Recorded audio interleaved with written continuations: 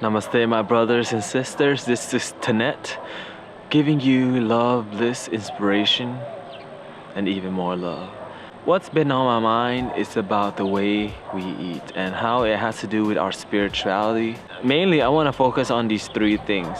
Mainly, sugar, vegetables, and bread, okay? We have to understand, first we have to understand there's nothing bad. There's nothing bad that we eat, okay? Everything is what we're supposed to eat.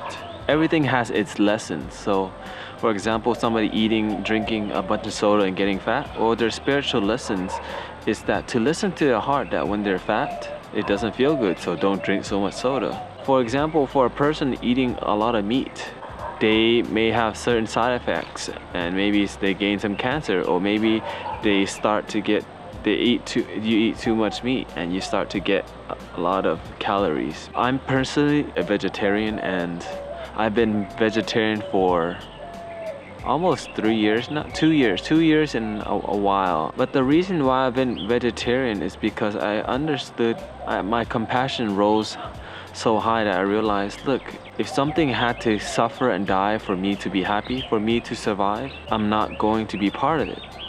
But it took a longer time. I mean, initially, before I stopped eating meat, I was eating steak literally twice a week. I was eating oysters. I love fried chicken. But as my diet became better, I cut out the bad stuff, which are like the fried foods and high sugars. And I eventually cut steak out because I saw this video called Earthlings, which Earthling shows you how every animal is killed for you to be happy. Because when we eat these animals, we don't really see how it's killed. But once I saw and I felt the suffering, and I asked myself, when I saw all that suffering of how chickens and cows were killed, I asked myself, am I okay with this? From my heart, I asked myself that, and I said, I'm not okay with this. What are you gonna do about it? Slowly but surely, I stopped eating meat. At first, I went vegan, okay, for 3 months. Then I started eating meat again because my will wasn't strong enough. For 3 months, my body was so clear that when I ate meat, I felt blockages, and I felt the impurities of the things I ate, and my body didn't flow so much. And so eventually I quit eating meat. Still eat fish, but then I quit eating fish also because I realized fish have feelings too. Fish are living things too, and every living thing is my brother and sister. And that's how I see it. Of course, but of course we can transcend that level of, okay, you stop eating meat now, that's one level. Now the next step, cutting out the sugar. Because I love ice cream, I love all the sweet stuff. Realize that when you eat bread, it breaks down into sugar and your body burns it as sugar. All types of sugar stimulate the mind, okay? And when the mind is stimulated, we won't have clarity within the heart, which I learned personally, especially in meditation. My mind would wander, my mind would be more stimulated by all these types of sugars. And through the things that I learned, I realized, okay, whenever I eat sugar, it's harder for me to focus, it's hard for me to be aware of the presence of positivity, how the universe works, nature. And so I cut down on all the carbs I ate, which was hard because coming from an Asian Thai background, we all ate rice, and when it breaks down, it's basically sugar. And I love ice cream. I had to cut out a lot. I had to cut ice cream out. And when I cut all those things out, I gained more clarity, a higher consciousness, to where now I'm just mainly eating fruits, vegetables, and I'm still eating some carbs once in a while, but I know to not eat them too much because they stimulate the mind, and when this mind's stimulated, you can't connect to your higher self because there's a challenge there. I'm not saying that it's impossible though.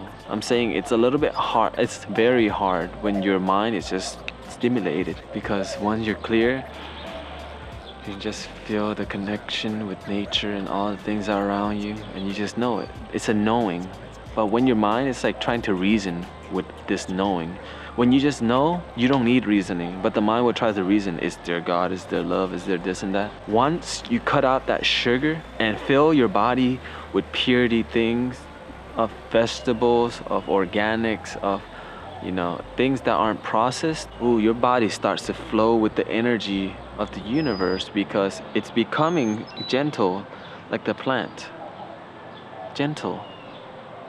knowing, and it's made from the earth purely, not modified, okay? And it may be hard for you to quit eating meat or quit eating anything.